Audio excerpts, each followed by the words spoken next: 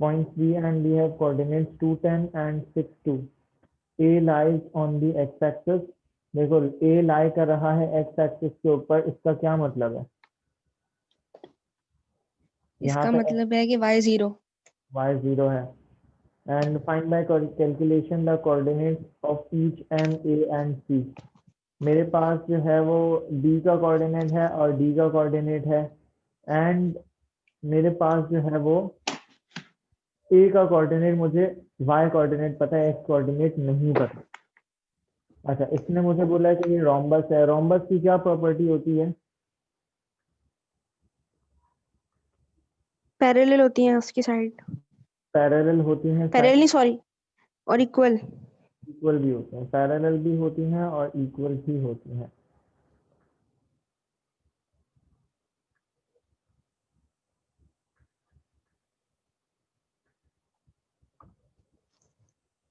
तो मुझे पता है कि मेरे यहाँ पे जो है वो y कोऑर्डिनेट है 0,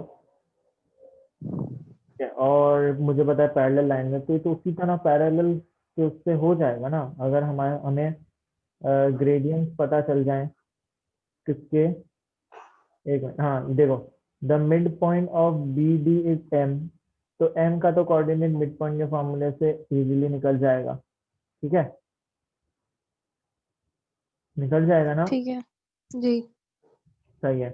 अच्छा, अब जो है वो मुझे फाइंड करने हैं सी और इसके कोऑर्डिनेट। तो देखो, रोम्बस की एक और प्रॉपर्टी ये भी होती है कि जो हमारे पास इसका मिड पॉइंट होता है वो भी सेम होता है। जैसे अगर ये मिड पॉइंट है तो इन दो का, इस लाइन का भी जो मिड पॉइंट होगा वो भी यही होगा। सही है। तो ये अगर मैं लाइन बनाता हूँ ए सी की, तो इसका मिड पॉइंट ही एम ही होगा। ठीक है ना? अब मुझे बात बताओ कि यहाँ पे ए और डी, इसमें y का कितना मूव हो रहा है? y पे कितना मूव कर रहे हैं? y पे मूव हो रहा y है पे कितना मूव कर रहे हैं? 2। 2 ऊपर जा रहे हैं। तो b से c जाने के लिए भी y पे कितना मूव करेंगे? कहाँ से कहाँ जाने के लिए? b से c। हाँ देखो, ए डी और 2। बी की लाइन पैरेलल है ना, तो ए से डी अगर जा रहे हैं, देखो रोम्बस और पैरेललोग्राम और रेक्टेंगल ये पैरेलल लाइंस होती हैं इसमें, तो इसमें हमेशा वो वेक्टर मेथड अप्लाई करना। ठीक है, जितना वेक्टर मेथड अप्लाई होगा उतना वेक्टर मेथड अप्लाई करेंगे। अगर वेक्टर मेथड से नहीं हो रहा तो फिर हम इक्वेशन की तरफ जाएंगे। तो यहाँ पे जो है वो क्या बोलते हैं, ए से डी जाने के लिए मैं 2 पर मूव करूंगा, तो बी से सी जाने के लिए भी मैं 2 पर मूव करूंगा, तो कहाँ पहुंच जाऊंगा? y पे 12। 12 पे। तो इसका मेरे पास y कोऑर्डिनेट आ गया 12 सी का। मुझे इसका x नहीं पता, तो x1 बोल देते हैं, इसको x2 बोल देते हैं, और मुझे m भी पता चल गया। अच्छा, अब और क्या कर सकते हैं हम इसमें? अच्छा, मुझे मिड पॉइंट निकाल बताओ, क्या कोऑर्डिनेट्स आने हैं m के? अच्छा मैं बताती हूँ।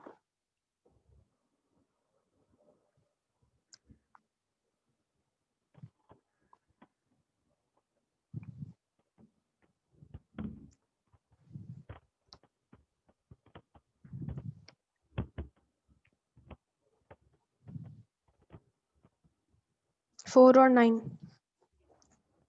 4 और 9 9। जी। 4 और 5 ना, 4 और 5 ये मिड पॉइंट आ गया। अच्छा, अब देखो, m जो है वो मिड पॉइंट होगा a और c का भी। सही है ना? तो a और c का अगर मिड पॉइंट होगा, तो ये 5 क्यों नहीं आ रहा है इसका मिड पॉइंट? 6, 2 + 6 8 डिवाइड बाई 2 4 और 6 आएगा ना यार, 5 क्यों आएगा? 4 और 6 आएगा ना मिड पॉइंट। जी जी जी, 4 और 6। अच्छा, अब ए सी का जो मिड पॉइंट होगा वो भी क्या होगा? एम ही होगा। तो ए के कोऑर्डिनेट्स हमने लिखे हैं x1, 0, और सी के कोऑर्डिनेट्स हमने लिखे हैं x2, 12। अच्छा, y का तो ऑब्वियस सी बात है, 0 + 12 डिवाइड बाई 2 6 ही आएगा। x का जो कोऑर्डिनेट आएगा वो क्या होगा, x1 plus x2 divided by 2, और वो किसके इक्वल होगा, 4 के इक्वल होगा। तो ये हो गया x1 plus x2 is equal to 8। ये एक इक्वेशन बन गई। अब सही है। हम दूसरी इक्वेशन किससे बनाएंगे, हम ग्रेडियंट से बना लेंगे। कैसे ग्रेडियंट से बनाएंगे, हमें पता है कि ये डीसी लाइन का ग्रेडियंट और ए बी लाइन का ग्रेडियंट इक्वल होगा, होगा या नहीं, होगा। क्योंकि पैरेलल लाइन है। तो ए बी लाइन का ग्रेडियंट क्या होगा, किस तरह इक्वेशन बनेगी, बना के बताओ मुझे ए बी लाइन के ग्रेडियंट की। y2 A B, minus Y one upon अच्छा x two minus x one करो। अच्छा।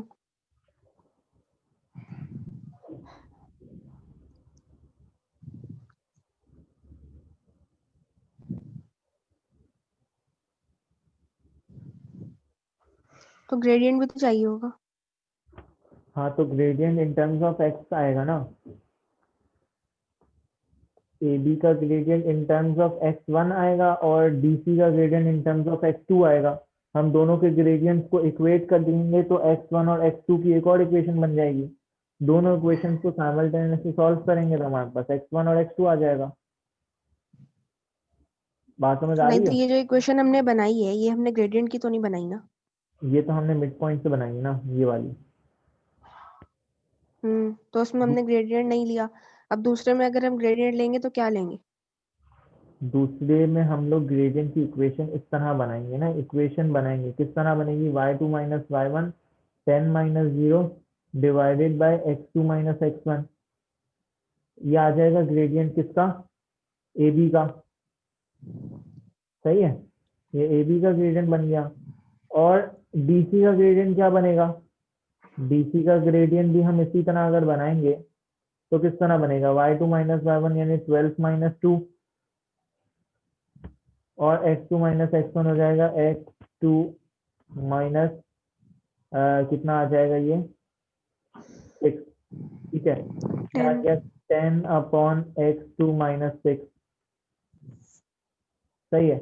अब हम दोनों की इक्वेशंस को अगर इक्वेट करते हैं तो ये क्या बन जाएगा, एक मिनट, ये इक्वेशन सेम ही बन जाएंगे I guess. 2 minus x1 is equal to x2 minus 6, same बन गई है। तो एक मिनट, ग्रेडियंट से सेम इक्वेशन बन गई, कुछ और करना पड़ेगा। मिड पॉइंट से एक इक्वेशन बन गई और दूसरा, हाँ देखो, हाँ ये वेक्टर मेथड से ही तो हो रहा है यार पूरा सवाल।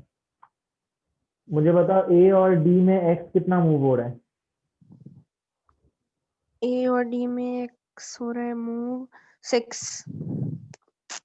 6 तो कोऑर्डिनेट है ना, मूव कितना हो रहे हैं हम, 6 ये। एक्स का चेंज पूछ रहे हैं। हाँ एक्स का चेन यहाँ से यहाँ तक 6 है, और यहाँ से यहाँ तक कितना हम्म है x1, जो भी हम्म x1 का कोऑर्डिनेट है, जो भी सही। x का कोऑर्डिनेट होगा और 6 उतना मूव हम्म कर रहे हैं हम। ठीक है ना, जी। यानी x1 प्लस 6 मूव कर रहे हैं हम x के अंदर। तो यहाँ से यहाँ तक भी हम उतना ही मूव करेंगे, यानी 2 के अंदर हम कितना मूव करेंगे, x1 प्लस 6। तो कहाँ पहुंच जाएंगे, 8 प्लस x1 पे।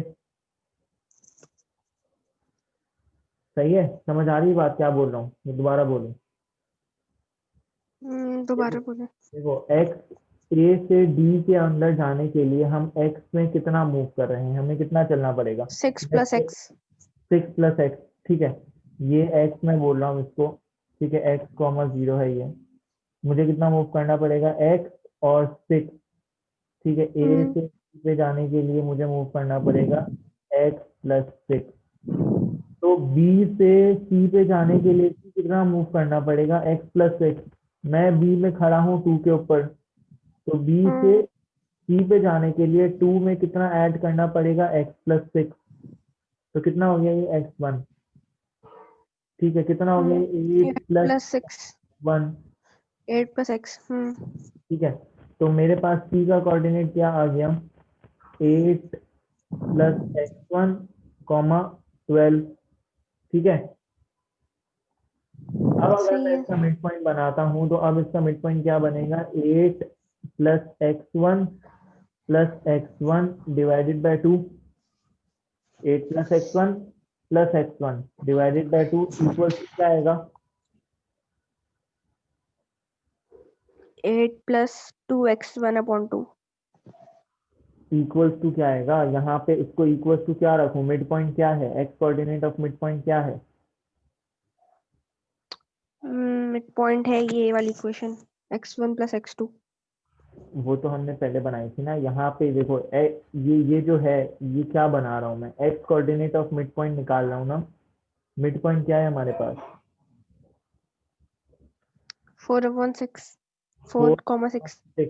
तो यहाँ जब मैं 8 plus X one divide by 2 करूंगा तो क्या आना चाहिए यहाँ पे, 4। 4 आना चाहिए। तो 8 plus 2x1/2 is equal to 4। और यहाँ पे क्या आ गया, ये हो गया 8 plus 2x1 is equal to 8। Zero क्यों आ रहा है ये,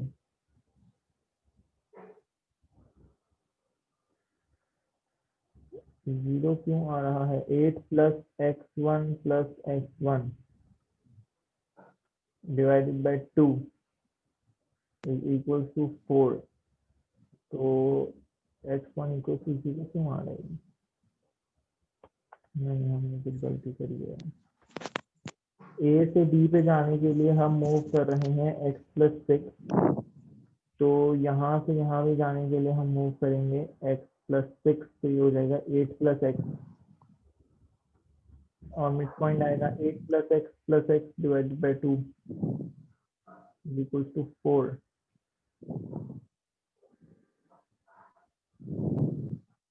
एक minute, the diagram shows a rhombus ABCD. The points we have coordinates 2, 10 and 6, 2 respectively, and A lies on the x-axis. The midpoint of BD is then find by calculation the coordinates of each M, A and C.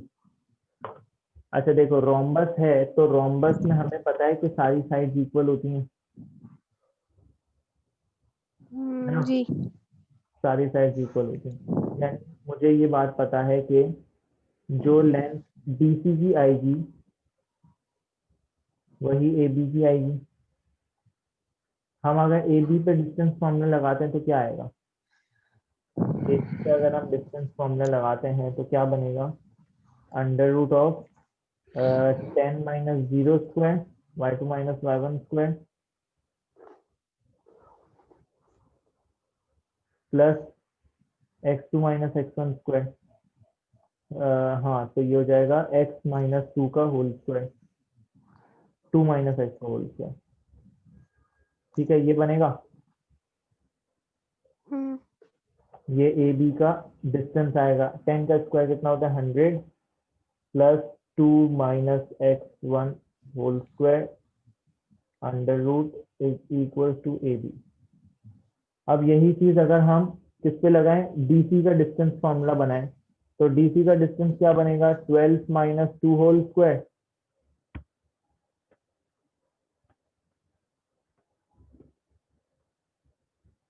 Plus दूसरा आ जाएगा हमारे पास x2 minus 6 whole square.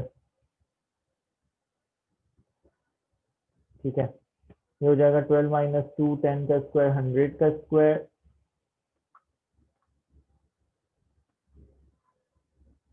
Plus x2 minus 6 का whole square is equal to D C under root. अगर हम इन दोनों के distance को equate करते हैं तो ये जाएगा under root 100 plus 2 minus x1 whole square is equal to under root 100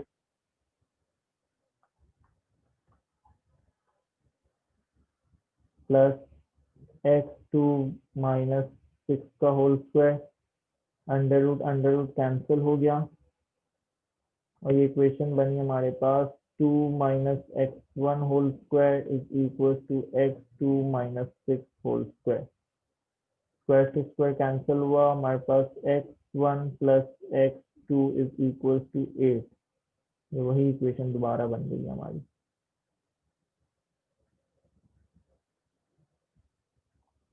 एक इक्वेशन हमें कहीं और से और बनानी है, ग्रेडियंट से नहीं बन रही। हम ग्रेडियंट निकाल सकते हैं कहीं का, ग्रेडियंट हम निकाल सकते हैं किसका, बी डी का निकाल सकते हैं सिर्फ, बी डी का ग्रेडियंट। सर अगर हम m को देखें तो परपेंडिकुलर बाइसेक्टर नहीं हो सकता उस पे, m वाले पॉइंट पे, अगर m to c हो। एम पे अगर है, देखो रोम्बस है ना, तो एम अगर हम यहाँ पे बनाएंगे तो, अरे हाँ, रोम्बस की एक और प्रॉपर्टी भी तो होती है ये, कि उसके डायगोनल जो है वो 90 डिग्री बना रहे होते हैं। रोम्बस के डायगोनल्स आपस में 90 डिग्री बना रहे होते हैं ना, ये जी 90 डिग्री से होते हैं आपस में। तो बी सी का जो भी ग्रेडियंट, ये तो आसान था, बी डी का जो भी ग्रेडियंट होगा, हम ये प्रॉपर्टी मिस कर रहे थे बस। बी डी का जो भी ग्रेडियंट होगा उसको हम नेगेटिव रेसिप्रोकल करेंगे तो ए सी का ग्रेडियंट बन जाएगा, जी है ना। तो ये हम बी डी का ग्रेडियंट निकालो, क्या आ रहा है बी डी का ग्रेडियंट, बी डी का ग्रेडियंट आएगा 10 - 2 डिवाइडेड बाई 2 - 6, तो ये हो जाएगा 8, 10 - 2 8 एंड डिवाइडेड बाय -4, -2 आ गया किसका ग्रेडियंट, बी डी का। तो ए सी का कितना आ जाएगा ग्रेडियंट, 1/2, ठीक है। ए सी का ग्रेडियंट आ जाएगा 1/2, और ए सी का ग्रेडियंट का फॉर्मूला क्या बनेगा, y2 - y1 upon x2 - x1 is equal to 1/2, ठीक है, यही होगा। जी और 12 मल्टीप्लाई बाय 2 हो गया ये 24, 24 is equal to x2 - x1। ये एक इक्वेशन बन गई यहाँ से, और दूसरी इक्वेशन हमारे पास ये है। इन दोनों को साइमल्टेनियसली सॉल्व करेंगे। x1 plus x2 is equal to 8, और दूसरा x2 - x1 is equal to 24। Simultaneously solve करना आता है ना एलिमिनेशन मेथड से। जी ये x1 और x1 कैंसिल आउट हो जाएंगे, ये हो जाएगा 2x2 इज इक्वल टू 32, और x2 आ जाएगा हमारे पास 16। x2 16 आ गया तो हम इसको यहाँ पे रख देंगे, और x1 आ गया हमारे पास 16, 8 - 16 - 8। तो a के कोऑर्डिनेट बन गए कितना, -8, 0, और ये बन गया 16, 12, और m के हमने निकाल लिए हैं 4, 6। सिर्फ एक प्रॉपर्टी थी परपेंडिकुलर वाली जो मिस कर रहे थे। ठीक है, क्लियर है। जी ठीक है। और कौन सा क्वेश्चन किया है, और जो पार्ट नहीं हुए जो बोल रही है वो डिस्कस करो ना, जो पार्ट बोल रही नहीं हुए।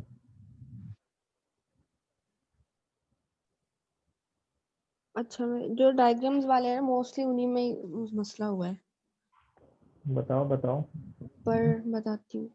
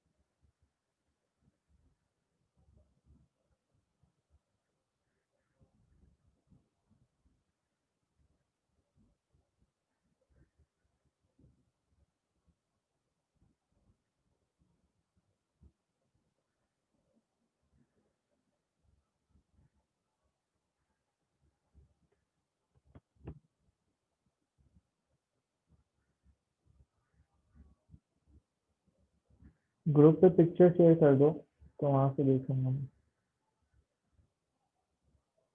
Question number 23।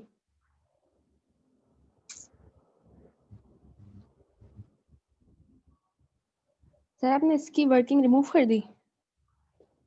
नहीं नहीं, ये भी। ये ग्रुप पे भेज सकते हैं आप? हाँ, मैं इसको सही से करके भेज देता हूँ। चलें ठीक है, ये भेज देंगे मुझे। हाँ, मैं भेज दूंगा। 26 कौन सा? 23 ऊपर ऊपर होगा। ये नहीं ये नहीं ऊपर, ये कौन सा पार्ट इसका? इसका पहला part. Find the equation of A D. यार ये भी था। कोऑर्डिनेट्स, इसके कोऑर्डिनेट्स भी, डी के कोऑर्डिनेट्स।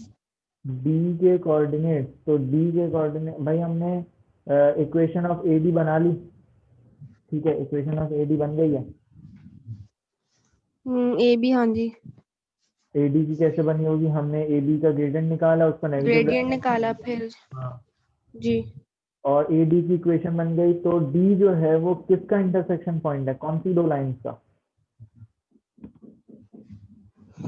ए डी का और सी डी का। तो ए डी की इक्वेशन हमने बना ली है, सी डी की इक्वेशन भी बना सकते हैं। सी डी का हम्म, ग्रेडियंट पता है। क्यों? क्योंकि वो पैरेलल है ए डी के, तो जो ए डी का ग्रेडियंट होगा वही सी डी का ग्रेडियंट होगा। तो सी डी अच्छा के ग्रेडियंट ठीक। से हम सी डी की इक्वेशन बना लेंगे, और सी डी की इक्वेशन और ए डी की इक्वेशन को साइमल्टेनियसली सॉल्व करके हम जो है वो डी का कोऑर्डिनेट निकाल लेंगे। ठीक है, सही है। सही है। और बताओ। अच्छा जो रोम्बस और पैरेललोग्राम है, इनकी इनकी दोनों इनकी प्रॉपर्टी सेम है ना? पैरेललोग्राम में मिड पॉइंट 90 डिग्री पे इंटरसेक्ट नहीं करते, रोम्बस भी करते हैं, बाकी सेम है। और रोम्बस में सारी साइड्स इक्वल होती हैं, लेकिन पैरेललोग्राम में सिर्फ अपोजिट साइड्स इक्वल होती हैं। ठीक है।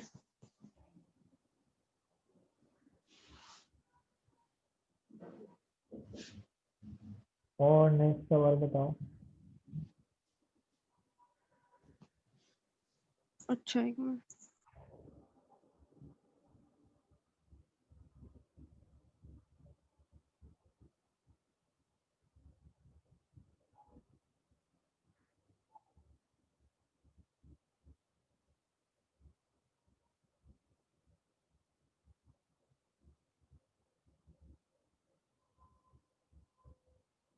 Question number 3।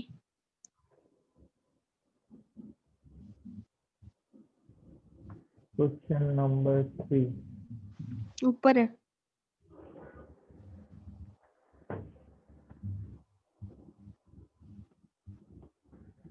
बिल्कुल शुरू वाला।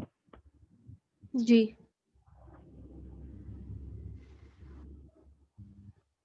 ये जी। कौन सा पार्ट इसका? कोऑर्डिनेट्स वाला। The coordinates of B and D. ये है हमारा रोम्बस है, तो हमने इक्वेशन ए सी की बनाई हुई है, हमें कोऑर्डिनेट्स निकालने हैं बी के। तो बी के कोऑर्डिनेट्स निकाल सकते हैं। बी के बहुत एक्स आसान। तो 0 होगा। एक्स जीरो होगा। इक्वेशन पता है ना और हमें? किसकी क्वेश्चन? परपेंडिकुलर बाइसेक्टर ऑफ ए सी जो होगा वो बी डी की इक्वेशन ही होगी ना, एक तरह से।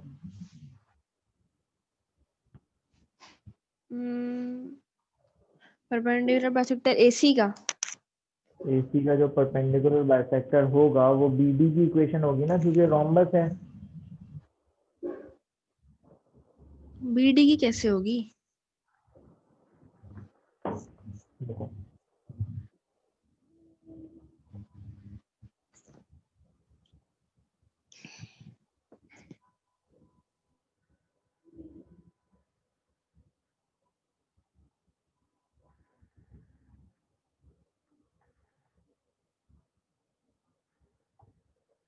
ए सी का जो परपेंडिकुलर बाइसेक्टर होगा वो ए सी के मिड पॉइंट से पास कर रहा होगा और 90 डिग्री बना रहा होगा।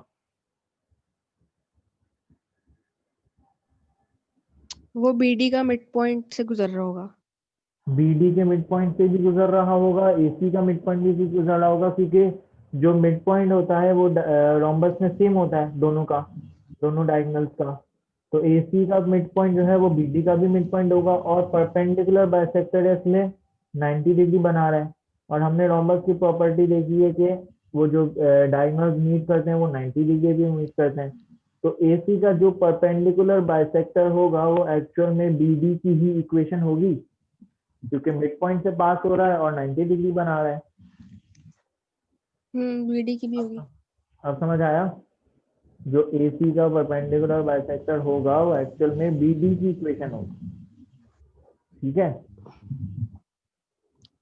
अच्छा नहीं समझ आया तो ठीक है, बोल दो, दोबारा बता दो।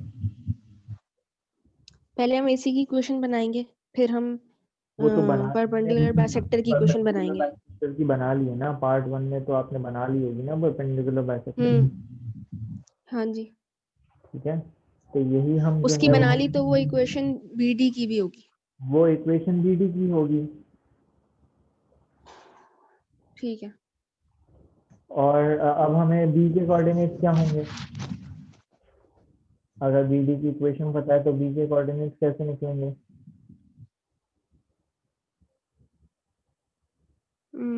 साइमल्टेनियसली। साइमल्टेनियसली क्यों? बी के कोऑर्डिनेट्स में एक्स क्या है? एक्स जीरो है। एक्स जीरो है, तो जो भी हमारी इक्वेशन बनी है उसमें हम एक्स जीरो रख देंगे तो हमारे पास वाई आ जाएगा। सही है, सही है, सही बताओ है। क्या आएगा? भाई, एक मिनट और।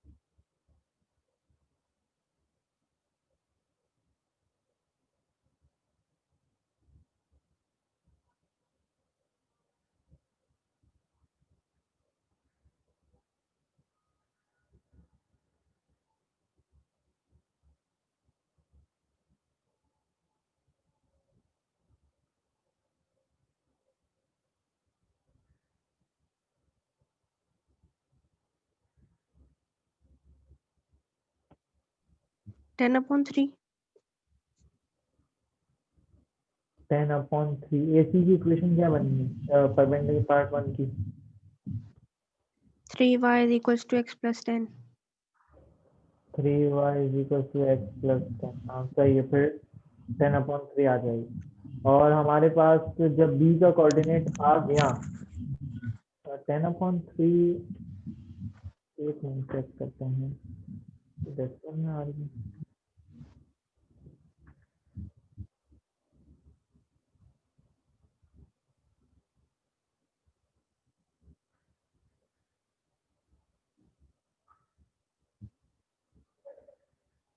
नहीं, इक्वेशन गलत बनाई है, क्या आ रही है? क्या आ रही है?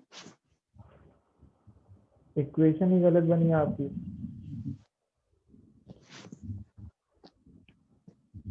इक्वेशन कैसे बनाई है परपेंडिकुलर बाइसेक्टर की? पहले एसी का ग्रेडियंट निकाला। अ, पहले एसी का ग्रेडियंट निकाला, एसी का ग्रेडियंट आया 1/3। हाँ, उसको फिर इन्वर्स नेगेटिव कर दिया। रेसिप्रोकल करना भूल गई हो।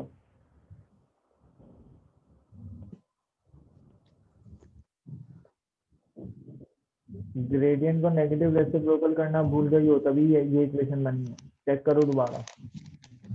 अच्छा, मैं करती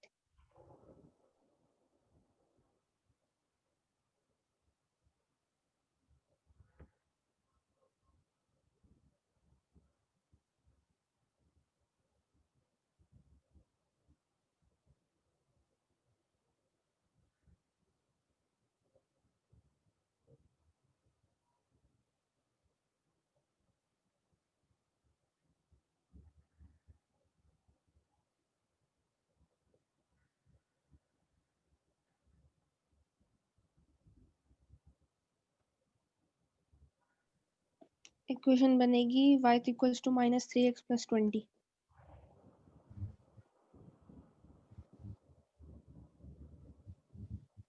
-3x + 20 क्या हो गया? ग्रेडियंट कितना आ रहा है? 1/3 आ रहा है, जी तो उसको नेगेटिव रेसिप्रोकल करेंगे तो -3 आ जाएगा। जी कोऑर्डिनेट कौन सा यूज करेंगे?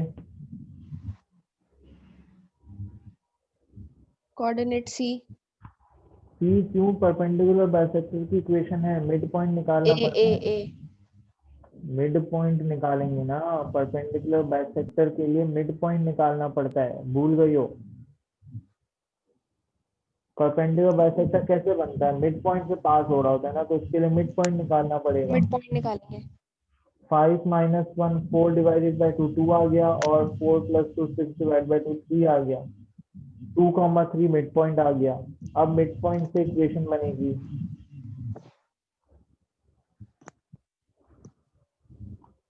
y = -3x + 6 + 3 + 9। ये इक्वेशन बन गई। इसके अंदर x 0 रखेंगे तो y कितना आ जाएगा? 9 आ जाएगा। 9 तो b के कोऑर्डिनेट्स आ गए 0, 9। 9। अब मुझे d के कोऑर्डिनेट्स बताओ कैसे निकालेंगे? अब हम d के कोऑर्डिनेट्स निकालेंगे।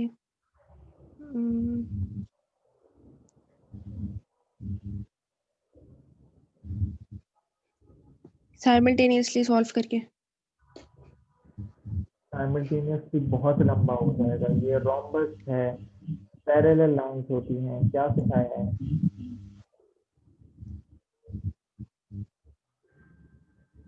वेक्टर मेथड से कर सकते हैं ना? एक मिनट। वेक्टर ए सी,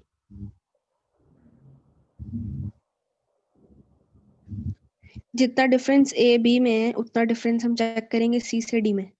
हाँ, अच्छा मैं बताती हूँ, एक मिनट।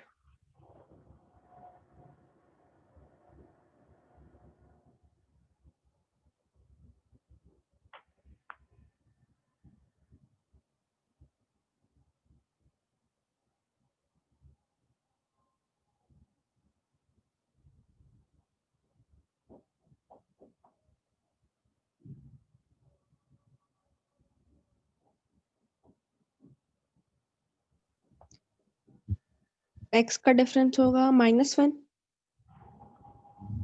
एक्स का डिफरेंस ए से बी में जा रहे हैं ना? ए से बी में जाएंगे ना?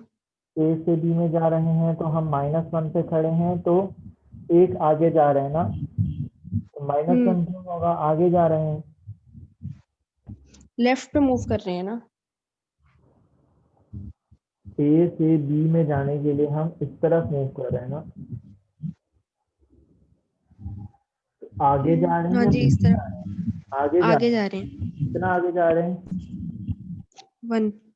एक आगे जा रहे हैं, यानी ए के अंदर हम +1 कर रहे हैं तो बी पे पहुंच रहे हैं। तो सी में भी हम +1 करेंगे तो डी पे पहुंच जाएंगे। जी सॉरी, डी में +1 करेंगे, उल्टा बोल, डी से आगे जाना है ना। डी में +1 करेंगे तो सी पे पहुंच जाएंगे। डी का कोऑर्डिनेट मुझे नहीं पता, सी का पता है, तो जी इसका कैसे निकलेगा? +1 कर देंगे 5 में। 5 में +1 करेंगे, 5 में +1 करेंगे तो आगे चले जाएंगे।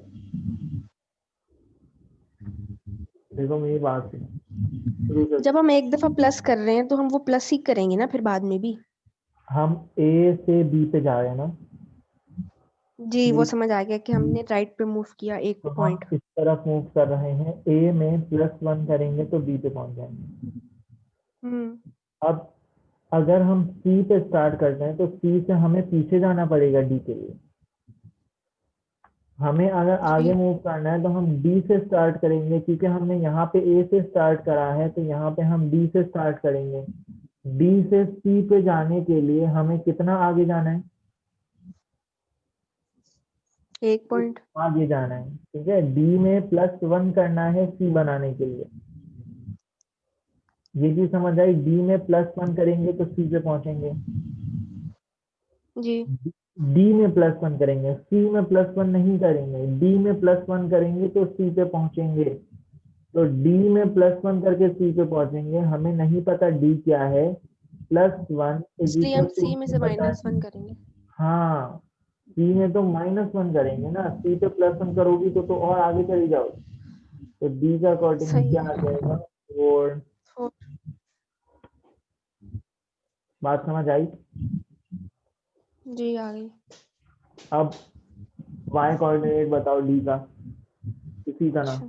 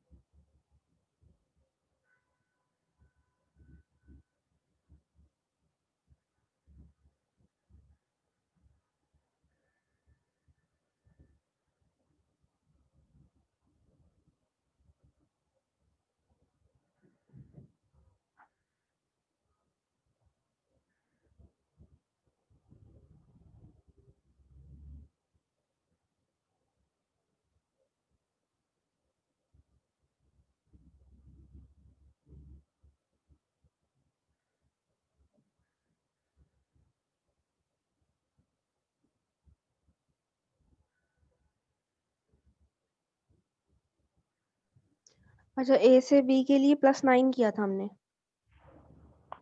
ए से बी में जाने के लिए हमने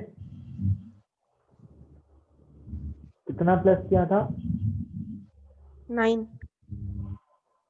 9। तो बी का y कोऑर्डिनेट है, बी ए पे हम ऑलरेडी 2 पे हैं, तो 2 से 9 पे जाने के लिए कितना मूव कर रहे हैं, 7। 7। 9 तो नहीं मूव कर रहे हैं, 7 मूव कर रहे हैं। 7 मूव कर रहे हैं। हाँ, तो अब डी कैसा है, फिर 1 मिनट।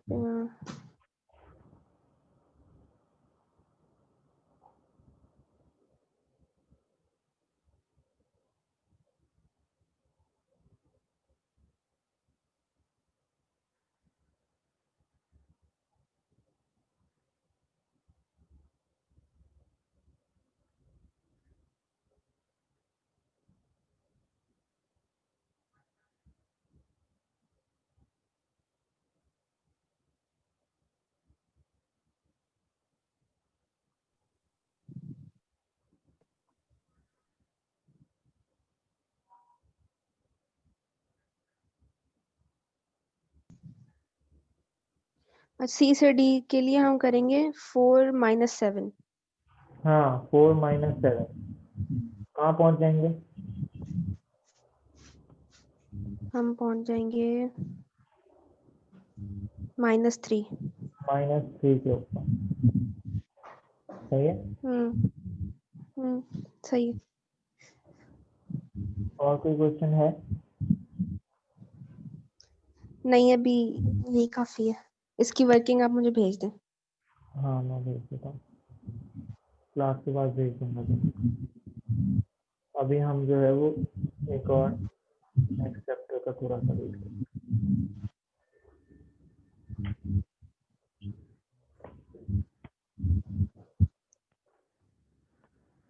देखो, नेक्स्ट चैप्टर हम स्टार्ट कर रहे हैं बायनोमियल एक्सपेंशन।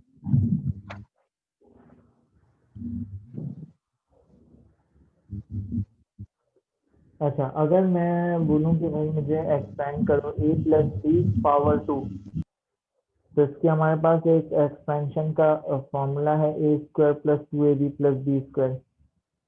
ठीक है।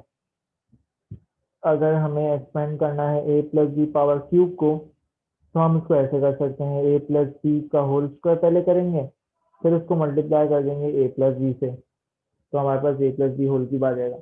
तो अगर छोटी पावर्स होती हैं ब्रैकेट पे तो हम उसको तो सॉल्व कर लेते हैं, लेकिन अगर ब्रैकेट के ऊपर बहुत ज्यादा बड़ी पावर आ जाए, लेट्स से पावर 6 आ जाए, तो इस तरह के ब्रैकेट्स को एक्सपेंड करते हैं हम बायनोमियल एक्सपेंशन से। ठीक है, सबसे पहले फॉर्मूला लिखेंगे। फॉर्मूला क्या होता है?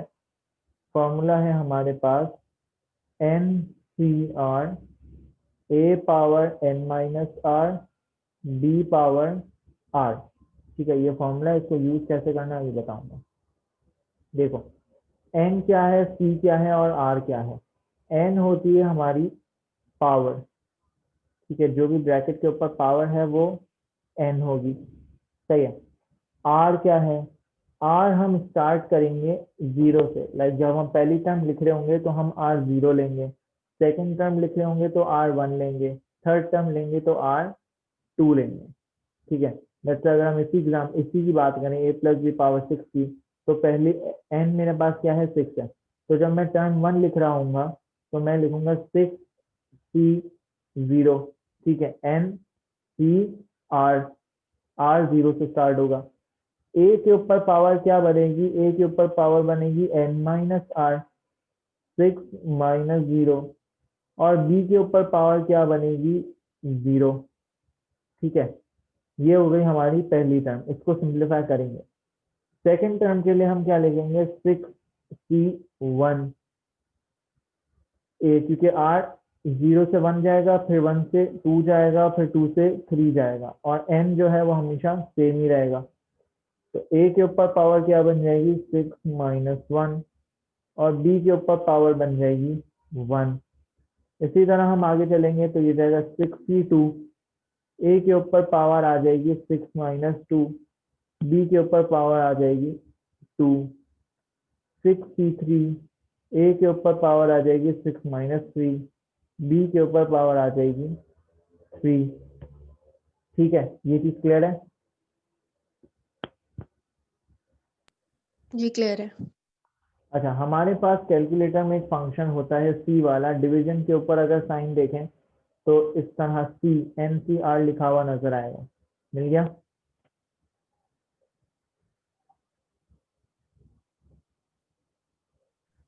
जी सर।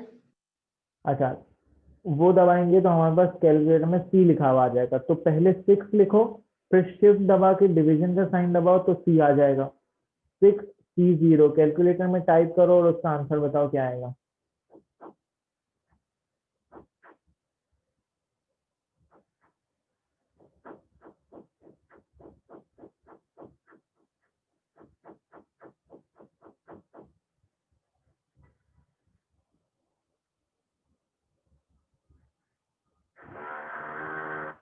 बताओ क्या आ रहा है?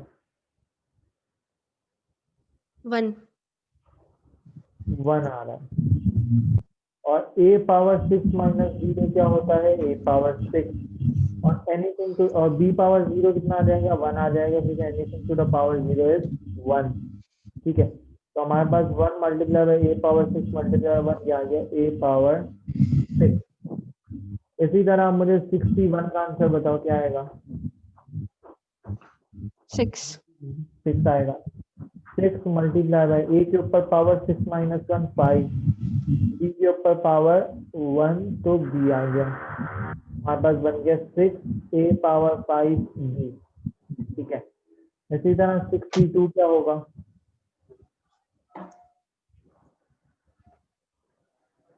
15। 15 मल्टीप्लाई बाई a पावर 6 - 2 4 और b स्क्वायर हो गया 15 a 4 b 2। इसी तरह 63 कितना होता है? 20। 20। और 6 - 3 हो जाएगा 3, तो a क्यूब और b क्यूब। ठीक है, इसी तरह हम आगे चलते रहेंगे। कब तक आगे चलेंगे? जब तक हमारा 64 आएगा, उसके बाद 65 आएगा, और उसके बाद 66 आएगा। ये होगी हमारी लास्ट टर्म। ठीक है, ये होगी हमारी लास्ट टर्म 66। तो टोटल कितनी टर्म्स आ रही है? 1 2 3 4 5 6 7, 7 टर्म्स आ रही हैं। जितनी पावर होगी हमेशा उससे एक ज्यादा टर्म आती है। सही है। तो इस तरह हम जो भी हमारा ब्रैकेट होगा, अब उसमें जो भी ए और बी की वैल्यूज होंगी, हम उनको जो है इसी फॉर्मूले के थ्रू एक्सपेंड करेंगे। अगर यहाँ तक कोई मसला है तो उसको डिस्कस कर लो, वरना फिर हम आगे चलते हैं, एक और एक्सपेंशन करेंगे। नहीं, कोई मसला नहीं है। ठीक है, अब हमें एक्सपेंड करना है लेट्स से 2 प्लस एक्स की पावर 6। ठीक है, 2 प्लस एक्स की पावर 6 को एक्सपेंड करना है, तो इसी पे हम एनसीआर वाला वही फॉर्मूला लगाएंगे। अच्छा, पूरी एक्सपेंशन करने की जरूरत नहीं होती, वो हमें बताता है क्वेश्चन में कि भाई 3 टर्म्स निकाल के दो या 4 टर्म्स निकाल के दो। तो लेट्स से वो हमसे मांग रहा है 4 टर्म। ठीक है, तो पहली टर्म क्या होगी, फर्स्ट टर्म के लिए हम, अच्छा इसको 6 नहीं रखते, इसको 5 करते हैं। ठीक है, तो अब पहली टर्म क्या होगी, फर्स्ट टर्म के लिए हम लिखेंगे 5c0 मल्टीप्लाई बाय 2 के ऊपर पावर आ जाएगी 5 माइनस 0, एक्स के ऊपर पावर आ जाएगी 0। फिर नेक्स्ट टर्म होगी 5c1, 2 के ऊपर पावर आ जाएगी 5 माइनस 1, एक्स के ऊपर 1। 5c2, 2 power 5 minus 2, x power 2। 5c3, 2 power 5 minus 3, x power 3। ये हो गई हमारी 4 टर्म, इसको सिंप्लीफाई कर लेते हैं। 5c0 1, किसी भी चीज के साथ c0 लगा तो वो 1 बन जाता है, और x पावर 0 भी 1 होगा। तो आंसर क्या आ जाएगा, 2 पावर 5 विच इज 32। ठीक है, इसी तरह उसके बाद 5c1 हमारे पास आएगा 5, 2 power 4 multiply by x power 1। तो ये हो गया 2 पावर 4 16 मल्टीप्लाई बाय 5 कितना होता है, 32, 64 एंड 80। ये 80x हो गया। इसी तरह 5c10 होता है, 5c2 होता है 10 multiply by 2 power 5 minus 2 multiply by x 2, 2 power 3 8, और ये 80x स्क्वायर। इसी तरह 5c3 होता है हमारे पास ये 15 एंड 60 डिवाइडेड बाय 6, 10 ही होता है 5c3 भी, multiply by 2 power 2 multiply by x cube, और ये 10 मल्टीप्लाई बाय 4 हो गया 40x क्यूब। हमारे पास ये पूरी एक्सटेंशन आ गई, 32 plus 80x plus 80x square plus 40x cube. ठीक है, ये हमारे पास 4 टर्म्स आ गए इसकी एक्सपेंशन में। ठीक है, क्लियर है? जी क्लियर है। मुझे इसको एक्सपेंड करके दो, 4 टर्म्स निकालो। अच्छा,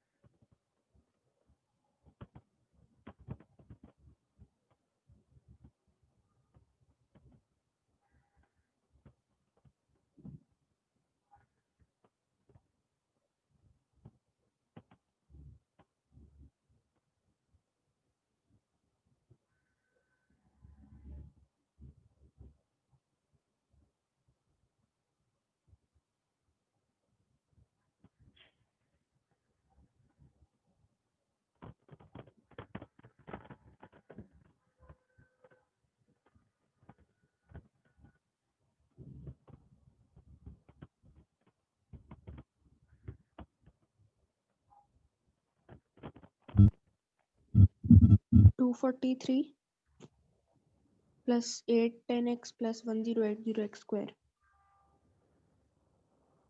पहली टर्म आई 3 पावर 5, फिर आई 5 1 3 power 4 2x power 1 5 2 3 power 3 2x power 2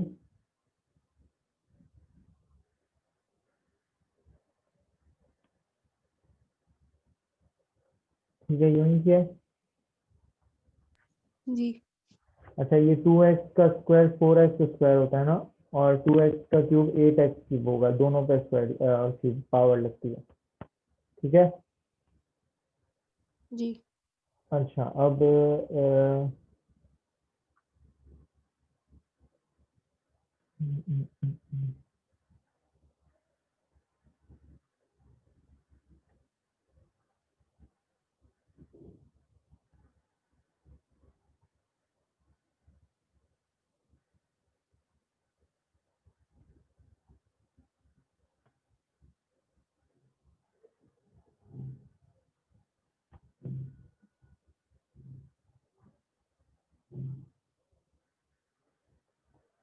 अब देखो, सब हमें जो है वो अगर क्वेश्चन में कोई एक स्पेसिफिक टर्म मांग रहा है, ठीक है, कोई एक स्पेसिफिक टर्म मांग रहा है, बड़ा सवाल पूछ सकते हैं।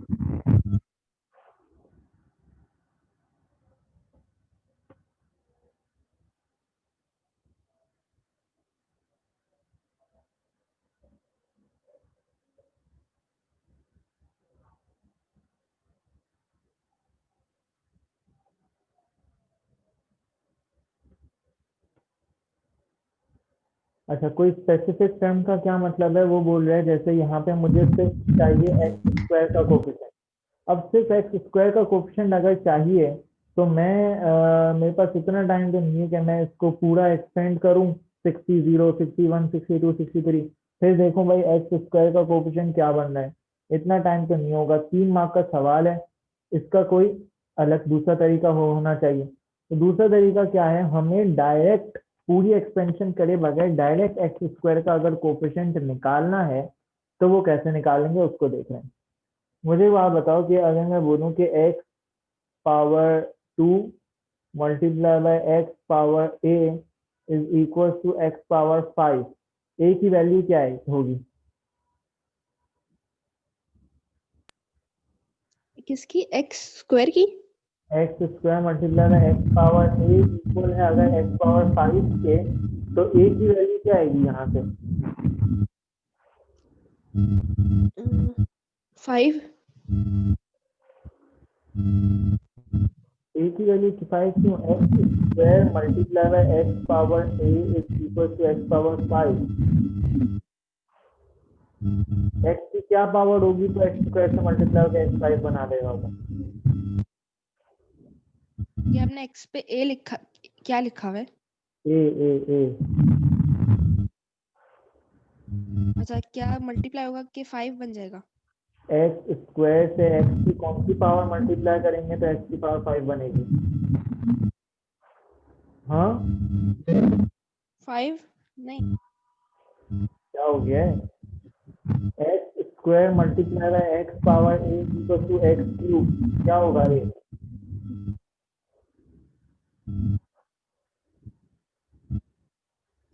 भाई एक्स मल्टीप्लाई बाय एक्स क्या होता है? एक्स स्क्वायर एक्स स्क्वायर कैसे आया ये? मल्टीप्लाई हो गए। मल्टीप्लाई नहीं हुआ, पावर्स ऐड हुई। एक्स की पावर आप 1 मल्टीप्लाई एक्स की पावर 1, पावर्स ऐड होके एक्स की पावर 2 बन गए। एक्स की power 2 multiply by x power 1 क्या आता है? 3 एक्स पावर 3। तो मैं ये पूछ रहा हूँ कि अगर x power 2 multiply by x power a अच्छा, इक्वल टू एक्स ए 3 लिखा होगा। हुआ है, तो ए की वैल्यू क्या होगी? 3 ए की वैल्यू 3 होगी। पावर्स ऐड हो जाएंगी ना। तो पावर ऐड होंगी तो 2 प्लस ए इक्वल टू 3 होगा ना। एक्स की पावर इज इक्वल टू 5 है ना, एक्स की पावर 5। मैं इसकी बात कर रहा हूँ अब। हाँ तो a की पावर 1 होगी। a की वैल्यू 1 होगी और यहाँ पे a की वैल्यू क्या होगी? यहाँ पे 3 होगी। 3 होगी a की वैल्यू। तो हम क्या कर रहे हैं, x की पावर ऐड करते हैं और उसको जो भी यहाँ पे इक्वल टू होता है पावर उसके इक्वल करते हैं, तो जो भी हमारे पास अननोन पावर होती है वो आ जाती है। सही है। मुझे नहीं पता कि मैं जब इसको एक्सपेंड करूंगा तो कौन सी टर्म पे एक्स स्क्वायर आएगा। मैं 60 लगाऊं, 61 लगाऊं या 62 लगाऊं या 63 लगाऊं, क्या लगाऊं तो मेरे पास डायरेक्ट आएगा। तो मुझे क्या नहीं पता, मुझे आर की वैल्यू नहीं पता कि मैं क्या 60 लगाऊंगा तो मेरे पास डायरेक्ट एक्स स्क्वायर आ जाएगा। सही है। मुझे आर की वैल्यू नहीं पता, अगर मुझे आर पता चल जाएगा तो मैं डायरेक्ट उसके साथ 60 लगा के डायरेक्ट अपना एक्स स्क्वायर का कोफिशिएंट निकाल लूंगा। ठीक है। अब करना क्या है, मुझे जो है मैं इसको लिख देता हूँ इसकी expansion in terms of R. R को मैं अननोन रख देता हूँ।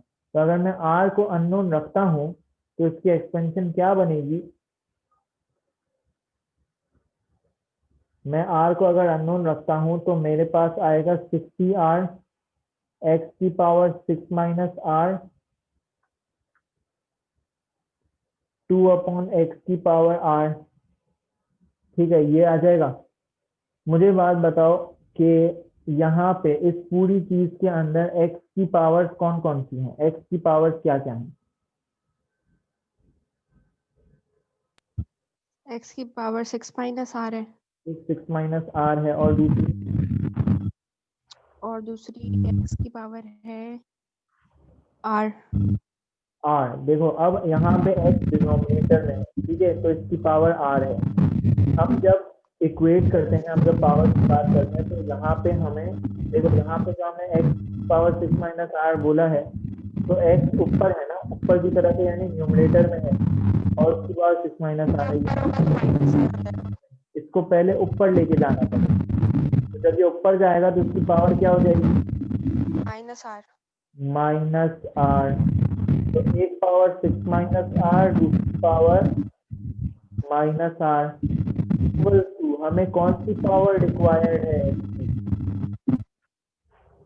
Equal to 2। तो हम इसको इक्वेट कर देंगे 2 से। एक्स स्क्वायर का कोफिशिएंट चाहिए ना, यानी एक्स पावर 2 रिक्वायर्ड है, तो इक्वल कर दिया हमने 2 के। यहाँ से आर की वैल्यू आ जाएगी हमारे पास 6 माइनस 2 4 डिवाइड बाई 2 2। आर की वैल्यू आ गई 2। अब इस r इक्वल टू 2 को अगर मैं इसके अंदर डाल दूंगा तो मेरे पास डायरेक्ट एक्स स्क्वायर का कोफिशिएंट आ जाएगा 6e2 x power 6 minus 2 2/x power 2। 62 कितना होता है? 15 मल्टीप्लाई बाय एक्स की पावर 6 माइनस 2 कितना हो गया? 4 मल्टीप्लाई बाय 2/x का स्क्वायर हो गया 2 का square 4 and x square. X square से ये कैंसिल हुआ, 15 मल्टीप्लाई बाय 4 और एक्स स्क्वायर, ये आ गया एक्स स्क्वायर का कोफिशिएंट। आ गया समझ आया? जी, आ गया। करना क्या है, कुछ नहीं करना, सिर्फ अपनी एक्सपेंशन को इन टर्म्स ऑफ आर करना है, वहां से एक्स की पावर्स को इक्वेट करना है इक्वल टू रिक्वायर्ड पावर। यहाँ से आर की वैल्यू आ जाएगी, इस आर को अपनी आर वाली एक्सपेंशन में डाल देना है, हमारे पास डायरेक्ट कोफिशिएंट आ जाएगा। ठीक है। ठीक है ठीक है, मतलब इनको शुरू की एक्सपेंशन नहीं शो करनी।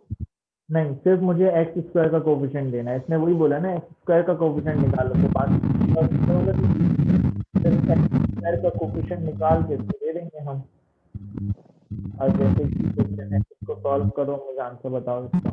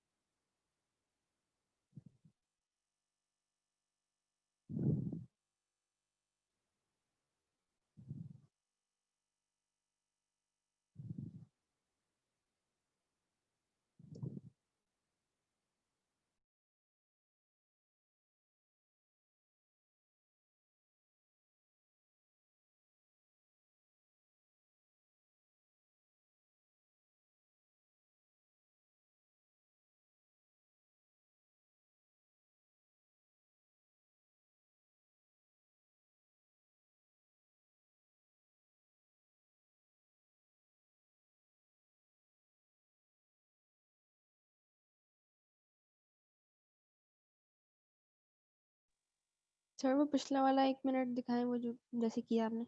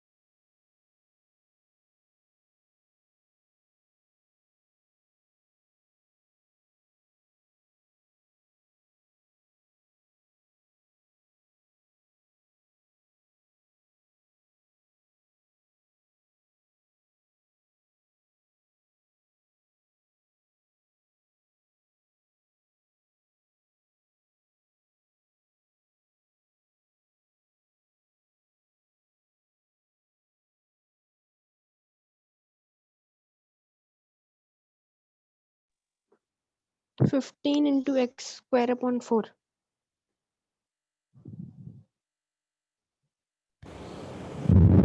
सबसे पहले हमने किया 6 CR x/2 6 minus r 2 upon x r 6 minus r minus r is equals to 2। r की वैल्यू 2 आ गई, इसको यहाँ पे रख दिया। यूज 16C2 x/2 की पावर 4 एंड 2 upon x की power 2। 15 multiplied by x 4 upon 16 multiplied by 4 upon x square और you get 15 upon 4x square। यही है। जी यही है। ठीक है, गुड। अच्छा, एक और सवाल कर लेते हैं।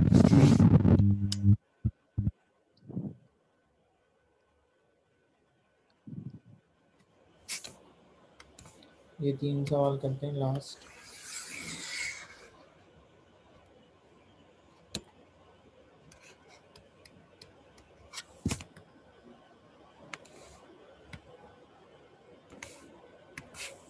अच्छा, इंडिपेंडेंट ऑफ एक्स का क्या मतलब है? इंडिपेंडेंट ऑफ एक्स का मतलब है हमने जो ऊपर एक्सपेंशन करी थी, ये जैसे ये है, इसमें कौन सी वाली टर्म इंडिपेंडेंट ऑफ एक्स है? 32। 32। थर्ड तो इंडिपेंडेंट ऑफ एक्स का मतलब है जिसके पास एक्स नहीं है, और एक्स नहीं है का क्या मतलब है? इसके पास एक्स की पावर क्या है? 0 है। 0। इंडिपेंडेंट ऑफ एक्स वाली टर्म का मतलब है हमें चाहिए एक्स 0 का कोफिशिएंट। तो जो भी हम इक्वल टू करेंगे, जैसे यहाँ पे हम इक्वल टू 2 कर रहे हैं, तो वहाँ पे हम इक्वल टू 0 कर रहे होंगे। ठीक है। और यहाँ पे 1/x का क्या मतलब है? एक्स की पावर 0 है। 1/x में x की पावर क्या है? 0 थोड़ी है। x की 0 पावर क्या? 1/x में x की पावर क्या है? x की ऊपर जाएगा -1। -1। x -1 का कोएफिशिएंट चाहिए। ठीक है, करो ये 3 सवाल। अच्छा,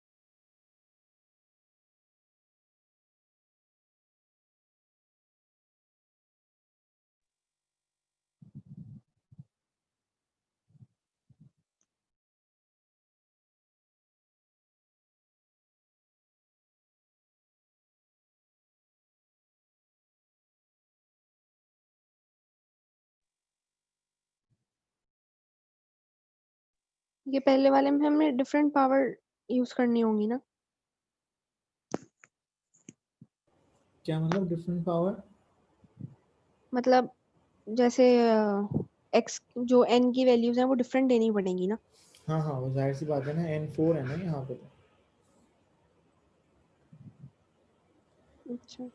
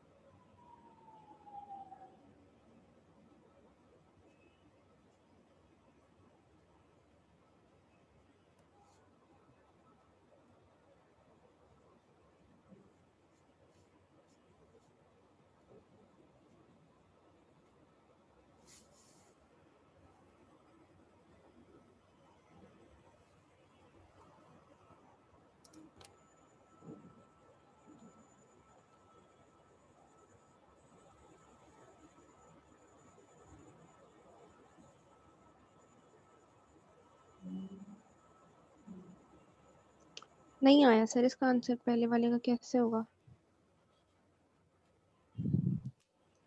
इन टर्म्स ऑफ r रखेंगे तो क्या बनेगी हमारी इक्वेशन? हमारी इक्वेशन बनेगी 4cr x power 4 minus r 3/x power r। ठीक है, x की पावर्स इन क्या है टर्म्स ये? ऑफ r क्यों रखा है जब हमें ये नहीं पता कि कौन सा कोफिशिएंट है? क्या क्या क्या, दोबारा बोलो। मैं कह रही हूँ r क्यों रखेंगे, हमें तो ये नहीं पता ना कि कौन सा कोफिशिएंट होगा। इन टर्म्स ऑफ r पहला काम यही तो कर रहे हैं हम। इन टर्म्स ऑफ r यहाँ पे हमने क्या किया था? कोफिशिएंट तो हम बाद में इक्वेट करेंगे ना, इक्वेट पावर से। कोफिशिएंट एक्स स्क्वायर का चाहिए तो हम पहले इन टर्म्स ऑफ r लिखेंगे, उसके बाद x की पावर को जो रिक्वायर्ड पावर है उससे इक्वेट नहीं, ये जो करेंगे। हमने r वाला मेथड किया था ये हमने इसलिए हाँ किया था ना जब हमें कोफिशिएंट ऑफ ये पता था हाँ x square. Coefficient of x square हमें पता नहीं था, हमें फाइंड करना था कोफिशिएंट ऑफ एक्स स्क्वायर। तो हमने x की पावर्स को इक्वेट करा 2 से। 2 क्यों? क्योंकि एक्स स्क्वायर का कोफिशिएंट चाहिए। यहाँ पे किसका कोफिशिएंट चाहिए? एक्स पावर 0 का कोफिशिएंट चाहिए। इंडिपेंडेंट ऑफ एक्स का क्या मतलब है? x की पावर 0। एक्स पावर 0, तो मुझे एक्स पावर ठीक है 0 का कोफिशिएंट चाहिए।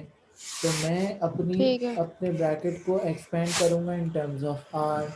यहाँ पे जो एक्स की पावर्स बनेंगी क्या होगी? वो 4 माइनस आर, और यहाँ पे माइनस आर। इसको मैं इक्वेट करूंगा अब 0 से, क्योंकि मुझे एक्स 0 का कोफिशिएंट चाहिए। तो मैं इसको इक्वेट करूंगा 0 से। तो यहाँ पे मेरे पास आर की क्या वैल्यू आएगी? 2 आएगी यहाँ से। अब इस r की वैल्यू को जब मैं यहाँ पे रखूंगा तो मेरे पास x पावर 0 का कोफिशिएंट आ जाएगा। कैसा आएगा? 4c2 multiply by x power 4 minus 2 multiply bye 3 upon x power 2। 4c2 कितना होता है? 6 multiply by x square multiply bye 9 upon x square. X square से एक्स स्क्वायर कैंसिल हो गया, और 6 9 54 हमारे पास आंसर आ गया। ये तो हमारे पास 3 स्टेप्स हैं। क्या स्टेप्स हैं? सबसे पहले हमें इन टर्म्स ऑफ आर अपनी एक्सपेंशन को रखना है। दूसरा काम, हमें इक्वेट करना है एक्स की पावर्स को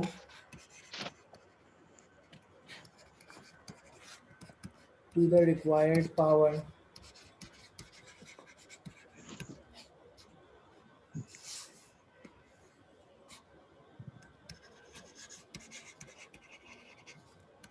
और थर्ड काम हमें क्या करना है? हमें सब्स्टिट्यूट करना है आर इन स्टेप 1। इस आर को हमें यहाँ पे सब्स्टिट्यूट कर देंगे, तो हमारे पास जो भी कोफिशिएंट रिक्वायर्ड होगा वो आ जाएगा। सही है।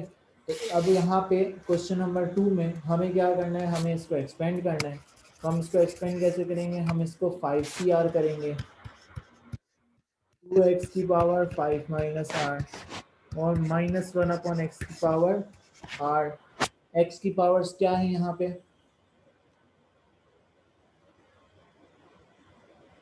इसकी पावर है -1। यहाँ पे नहीं, यहाँ पे एक्स की पावर्स क्या बन गई यहाँ पे? 5 माइनस r। 5 माइनस आर, और यहाँ पे और -r और इक्वल्स टू क्या करें? Equals to x -1। -1। यहाँ से आर की वैल्यू क्या आ गई? 5 + 1 6। आर की वैल्यू क्या आ गई? 3 आ गई। अब आर की वैल्यू 3 में यहाँ पे रख दूंगा, तो ये हो जाएगा 5c3 2x की पावर 5 माइनस 3 -1 अपॉन एक्स की पावर 3। ठीक है। 5c3 हो गया 15, और 5 माइनस 3 होता है 2, तो ये हो गया 4x²। और -1 अपॉन एक्स का क्यूब हो जाएगा -1 अपॉन एक्स क्यूब ही। एक्स स्क्वायर से एक्स क्यूब कैंसिल हुआ, एक एक्स बच गया। 15 मल्टीप्लाई बाय 4 आ गया 60, और -60 अपॉन एक्स आ गया आंसर। जी 60 क्वेश्चन ठीक नंबर है। 3 करो, सॉल्व खुद करो।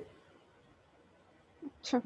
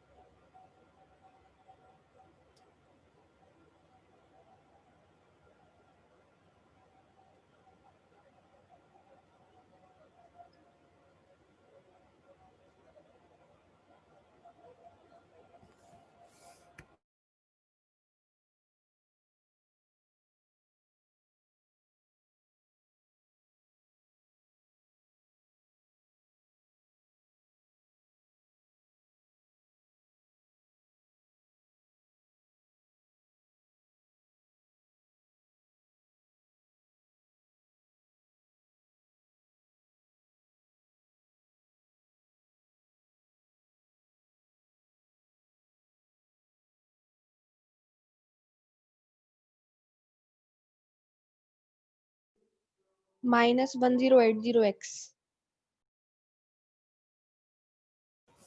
क्या आ रहा है?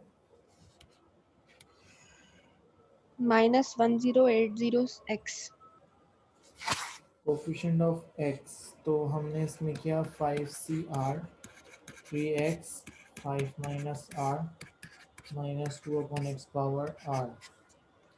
अच्छा, यहाँ पे x की पावर्स क्या आ रही हैं? 5 माइनस r इक्वल्स टू क्या करा है?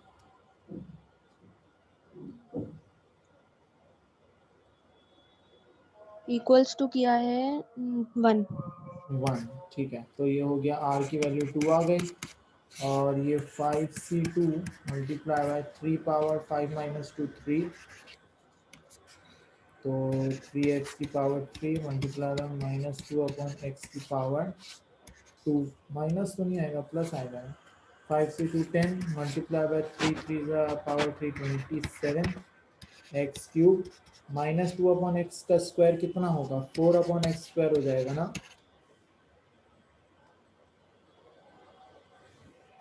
क्या गलती करी है देखो, गलत आ रहा है आंसर।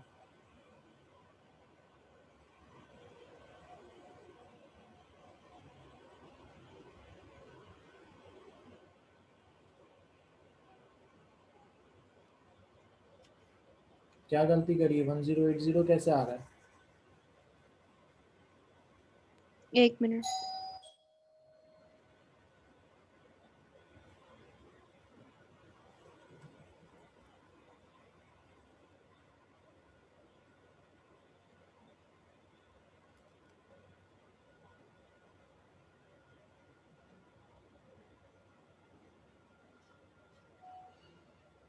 टेन इंटू 27 होगा ना, और इंटू 4 होगा। नहीं 10। एक 270 मिनट। मल्टीप्लाई बाय 4, हाँ सही है, सही है, ठीक तो है यार, सही है, सही है। 270 मल्टीप्लाई बाय 4x, और ये हो जाएगा 540 और 1080। ठीक है, 1080x माइनस नहीं है, बस प्लस है, क्योंकि ये माइनस स्क्वायर की वजह से प्लस हो जाएगा।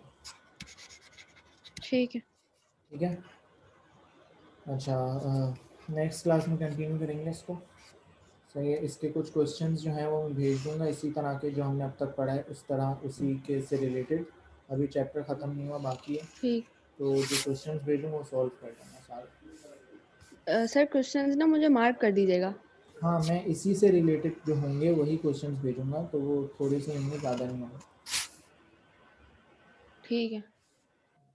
ठीक है, वापस। और जो ये सारी वर्किंग है ये मुझे भेज दीजिएगा आज की क्लास की। हाँ, ये मैं भेज देता हूँ। ठीक है, ओके, थैंक यू।